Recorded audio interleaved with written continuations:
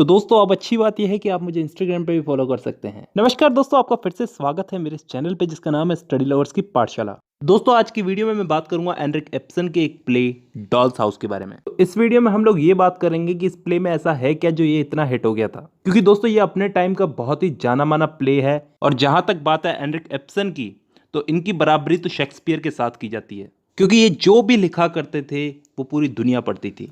दोस्तों ये जो प्ले है डॉल्स हाउस, ये 3 एक्ट का एक प्ले है जिसे लिखा गया था एनरिक एप्सन के द्वारा, जैसा कि मैंने पहले बताया। और ये नॉर्वे के एक राइटर थे। और इस प्ले की जो सेटिंग रखी गई है वो भी नॉर्वेजियन टाउन में ही रखी गई है। इस प्ले में उस टाइम पे, यानी कि एनरिक एप्सन के टाइम पे, नॉर्वे जैसी कंट्री में वुमेन्स की कंडीशन को बताया गया है। और बड़ी ही खूबसूरती से एनरिक एप्सन ने इस प्ले में दिखाने की कोशिश की है कि उस टाइम पे 1879 के टाइम पे नॉर्वे जैसी कंट्री में, हम लोग जानते हैं कि नॉर्वे कितनी हैप्पी कंट्री है, उस टाइम पे महिलाओं की इस पुरुष प्रधान समाज में क्या कंडीशन थी। अब दोस्तों जब हम प्ले पढ़ेंगे तो हमको सब कुछ समझ में आ जाएगा। तो दोस्तों अब ज़्यादा टाइम ना वेस्ट करते हुए शुरू करते हैं आज की हमारी वीडियो। Let's begin. देखिए हर बार की तरह सबसे पहले मैं बताऊंगा एनरिक एप्सन के बारे में, उसके बाद हम प्ले शुरू करेंगे। एनरिक एप्सन का जन्म हुआ था 20 मार्च 1828 को और 23 मई 1906 को इनकी डेथ हो गई थी। इप्सन एक बहुत ही पैसे वाली फैमिली में पैदा हुआ था। इप्सन की फैमिली नॉर्वे में रहती थी। उनके फादर जो थे व्यापारी थे और फादर बहुत ही पैसे वाले थे। शुरू में इप्सन के फादर का बिजनेस अच्छा खासा चल रहा था, लेकिन बाद में कुछ बिजनेस लॉस की वजह से इसके फादर की कंडीशन बिगड़ी और शराबी हो गए इसके फादर। इप्सन के फादर अपने बिजनेस लॉस का सारा स्ट्रेस अपनी पत्नी और अपने बच्चों पर निकालते थे। और बहुत हद तक ये माना जाता है कि इप्सन को ये जो फेमिनिज्म पे प्ले है, ये डॉल्स हाउस, लिखने की प्रेरणा इसको अपनी फैमिली से ही मिली है। 15 साल की उम्र से ही इन्होंने प्ले लिखना शुरू कर दिए थे। और जैसा कि हर किसी के साथ होता है, शुरू में इन्होंने बहुत सारी असफलताएं देखी, बहुत गरीबी देखी, लेकिन मेहनत करना नहीं छोड़ी। और आगे चल के इनके कामों को लोगों ने बहुत पसंद किया। जहाँ तक इनकी डेथ की बात की जाए तो 1906 में इनकी नॉर्वे में ही डेथ हो गई थी। इनको एक तरह से शेक्सपियर की तरह ही देखा जाता है। शेक्सपियर के प्लेज और इनके प्लेज की तुलना की जाती है। अब दोस्तों बात करते हैं डॉल्स हाउस प्ले की। ये प्ले फेमिनिज्म पे है, महिलाओं के अधिकारों के बारे में। इस कहानी में एक मिडिल क्लास हाउसवाइफ है नोरा नाम की। प्ले की शुरुआत होती है क्रिसमस की पिछली शाम से, यानी कि 24 दिसंबर की शाम से। नोरा जो है बहुत खुशी से अपने घर के अंदर आती है। नोरा के हाथ में कुछ पैकेजेस हैं और वो बहुत ही खुश है। वो अपने हस्बैंड टॉरवर्ड के लिए और अपने बच्चों के लिए कुछ लेकर के आई है। उसके पीछे पीछे एक आदमी और है जो घर के अंदर एंटर होता है और जिसके हाथ में क्रिसमस ट्री है। नोरा उसको कहती है कि वो ट्री को वहां पे रख दे और उसको कुछ टिप देती है और जाने को कहती है। यानी हमें ये पता चलता है कि इस घर में क्रिसमस की तैयारियां चल रही है। नोरा अपने बच्चों को सरप्राइज देना चाहती है, कुछ लाई है उनके लिए वो मार्केट से। इतने में टॉरवेड ऊपर से आता है अपने स्टडी रूम से। टॉरवेड नोरा का हस्बैंड है जिसका अभी अभी बैंक में प्रमोशन हुआ है। और दोस्तों ये टॉरवेड जो है, मैं आपको बता दूं ये कैसे टाइप का आदमी है। ये अपनी पत्नी से एकदम दिखावटी प्यार करता है। वो आगे आपको पता चलेगा प्ले में। क्या है कि टॉरवेड जब नोरा को देखता है कि ये बहुत कुछ लेके आई है मार्केट से, और जब नोरा कहती है कि देखो मैं तुम्हारे लिए क्या लेके आई हूँ, तो वो उसको स्कॉल्ड करना चालू कर देता है, उसको गालियां देना चालू कर देता है, एक तरह से फटकारना चालू कर देता है। बोले तुम्हें ये क्या है, तुम इतना खर्चा क्यों करती हो, तुम्हें पता है ना हमारी कंडीशन क्या है, फिर भी तुम इतना खर्चा करती हो। नोरा बोलती है कि कल क्रिसमस इवनिंग है टॉरवर्ड, थोड़ा तो खर्चा करना पड़ेगा। और वैसे भी तुम्हारा बैंक में प्रमोशन हो चुका है, तुम एक बड़ी पोस्ट पे हो, अब हमारी सारी प्रॉब्लम सॉल्व होने वाली है। टॉरवेल्ड बोलता है मेरे को अभी पैसे नहीं मिले हैं, मेरा पहले का ही चेक ड्यू है अपने बैंक में, अभी हम ऐसे खर्चा नहीं कर सकते नोरा। यहां तक कि वो इसको ऐसा तक बोल देता है कि ये जो खर्चा करने की आदत है ये तुम्हें तुम्हारे फादर से मिली है, तुम्हारे फादर के घर में बहुत खर्चा करते होंगे, मेरे घर में ये नहीं चलेगा। वो नोरा को बोलता है कि नोरा देखो अभी थोड़ा समझो, हमें अभी भी पैसे की कदर करनी पड़ेगी, ऐसे हम पैसा पानी की तरह नहीं बहा सकते, समझ में आ रहा है। तो यहां पे नोरा बोलती है ठीक है आज के बाद नहीं करूंगी, बस। तो ये बात यहीं पे खत्म हो जाती है। अब इस कहानी में और कैरेक्टर जुड़ते जाएंगे, तो ध्यान देना दोस्तों। अब इस कहानी में डॉक्टर रैंक की एंट्री होती है। डॉक्टर रैंक टॉरवेड के एक दोस्त हैं, एक फैमिली फ्रेंड की तरह मान लो। टॉरवेड ने नोरा को कहा है कि डॉक्टर रैंक जब भी घर में आए उनको आने देना, कभी कोई रोक टोक नहीं होनी चाहिए, मतलब एक तरह से फैमिली फ्रेंड है, बहुत पक्के मित्र हैं। तो डॉक्टर रैंक घर में एंटर होते हैं, टॉरवेड के साथ स्टडी रूम में चले जाते हैं। अब इस घर में एक और शख्स की एंट्री होती है। एक महिला है मिसेस लिंडे करके। जब वो घर के अंदर आती है तो शुरू में तो नोरा इसको देख के पहचानती नहीं है ये कौन है, फिर बाद में पहचानती है, अरे मिसेस लिंडे आप आइए। अब ये जो मिसेस लिंडे है ये नोरा की एक बहुत पुरानी दोस्त है जो 8 साल बाद इससे मिली है। तो सीधी सी बात है, अगर 8 साल बाद कोई दोस्त मिलेगा तो खुशी तो होती है। अब ये मिसेस लिंडे से इतने टाइम बाद मिली है तो सीधी सी बात है, पुरानी बातें तो निकलेंगी। तो ये पूछती है कि बताइए कैसी हैं आप, आपके हस्बैंड कैसे हैं। तो मिसेस लिंडे बोलती है हस्बैंड तो 3 साल पहले ही गुजर गए। तो नोरा बोलती है कि बड़ा दुख हुआ जान करके, अच्छा उन्होंने जाते जाते कुछ वेल्थ वगैरह कुछ पैसा वगैरह आपके लिए छोड़ा। तो मिसेस लिंडे बोलती है कुछ भी नहीं छोड़ा, सारी ज़िंदगी स्ट्रगल किया, अपनी माँ और अपने जो भाई हैं छोटे छोटे उनको पालने के लिए सारी ज़िंदगी स्ट्रगल किया। यहाँ मिसेस लिंडे अपनी मदर अपने भाइयों की बात कर रही है, ये उनको पालने के लिए बहुत मेहनत की इन्होंने। और अब जब उनकी माँ जब गुजर चुकी हैं, उनकी मदर की डेथ हो चुकी है और अब इनके भाई जो हैं अब बड़े हो गए हैं, खुद कमाने के लायक हो गए हैं, तो ये अब फ्री हो गई हैं। तो अब ये नोरा से बोलती है कि मैं सारी जिम्मेदारियों से अब फ्री हूँ, तो अब मैं खुद की ज़िंदगी जीना चाहती हूँ, मुझे एक जॉब की तलाश है। तो ये तो हो गई अब मिसेस लिंडे की बात। अब बात करते हैं नोरा की। तो वो नोरा से पूछती है कि तुम बताओ तुम्हारी ज़िंदगी में क्या चल रहा है। तो अब इनके बीच में बहुत पुरानी पुरानी बातें निकलेंगी।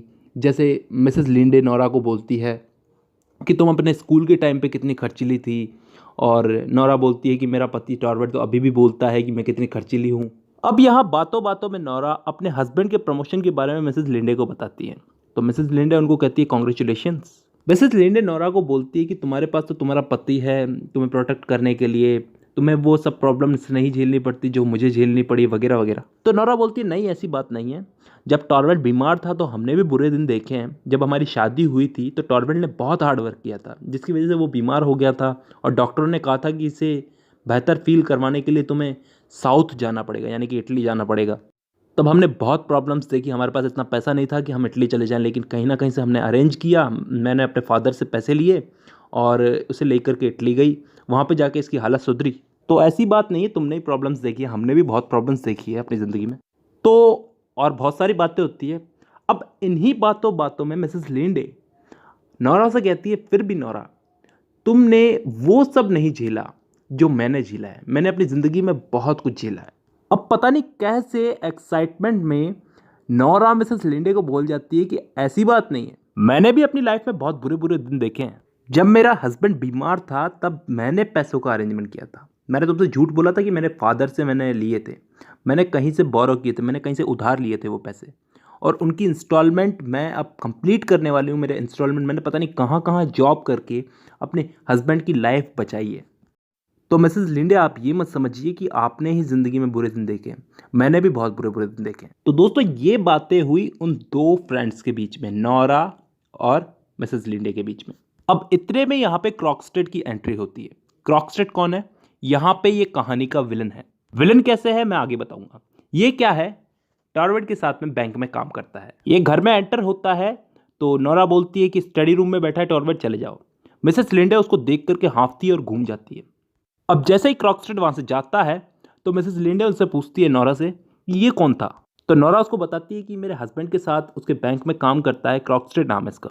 नोरा मिसेस लिंडे को बताती है कि इसकी वाइफ जो है वो मर चुकी है, इसके बहुत सारे बच्चे हैं और अकेला रहता है बेचारा। तो मिसेस लिंडे बोलती है अच्छा ये बहुत चेंज हो गया पहले से। तो नोरा मिसेस लिंडे से पूछती है तुम जानती है इसको? तो लिंडे बोलती है हाँ कभी जानती थी मैं, अब छोड़ो जो भी है छोड़ो।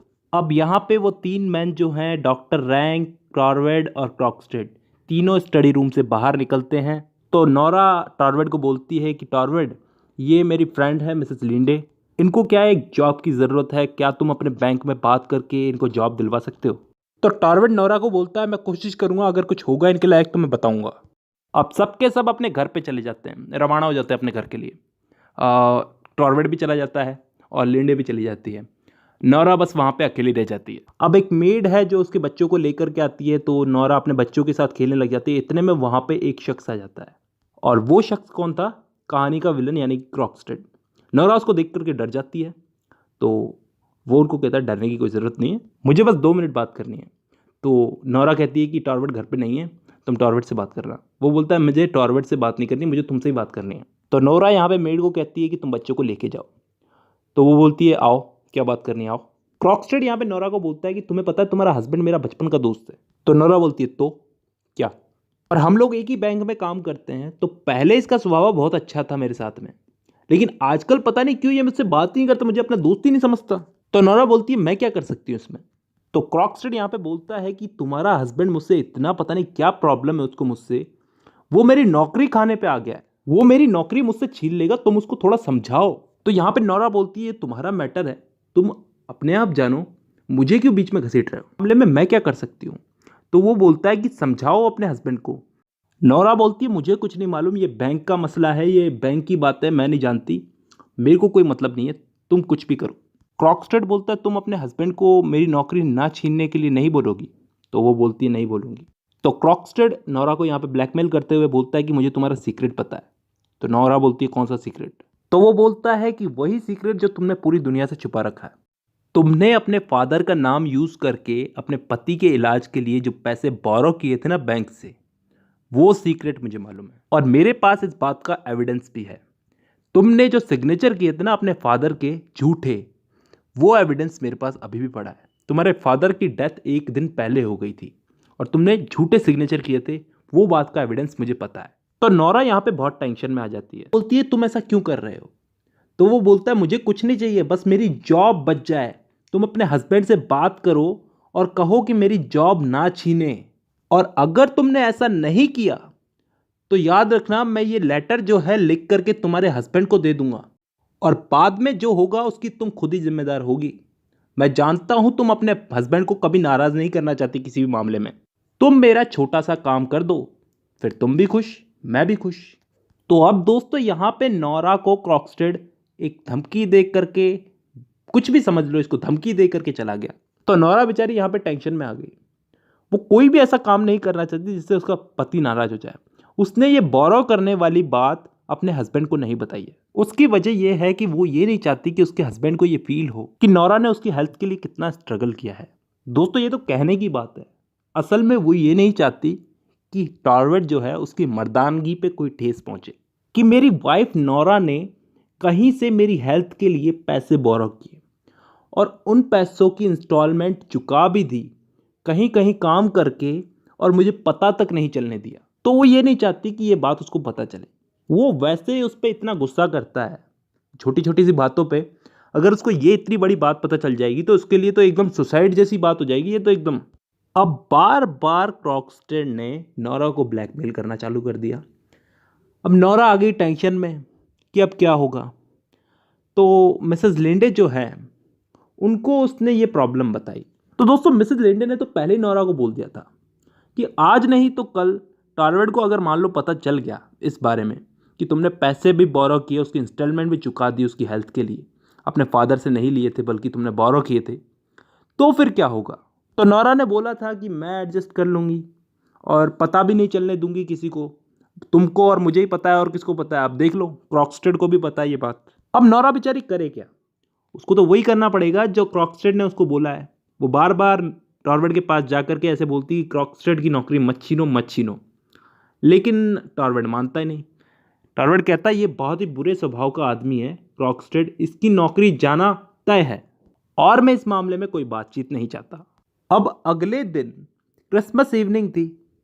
अब क्रॉकस्टेड वापस आया नोरा के पास और बोला अब बस बहुत हो गया, अब मैंने तुम्हारे हस्बैंड को जो है लेटर लिख दिया है, उसमें मैंने तुम्हारे हस्बैंड को तुम्हारी जो पैसे बोरो करने वाली बात है सब बता दी है, तो अब खुश रहो तुम और खुश रहूं मैं। क्रॉकस्टेड वहां से चला गया।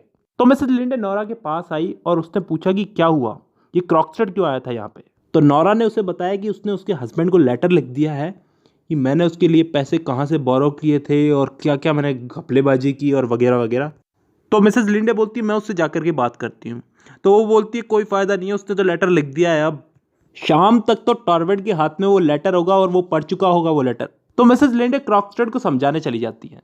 यहाँ पे घर के एक तरफ क्रिसमस की पार्टी चल रही है, वहाँ पे मिसेस लिंडे क्रॉकस्टेड को समझा रही है। यहाँ पे नोरा परेशान है कि कहीं वो लेटर टॉर्वेट के हाथ में ना लग जाए। वहाँ पे मिसेस लिंडे जो है क्रॉकस्टेड को समझाती है कि क्रॉकस्टेड तुम ऐसा मत करो।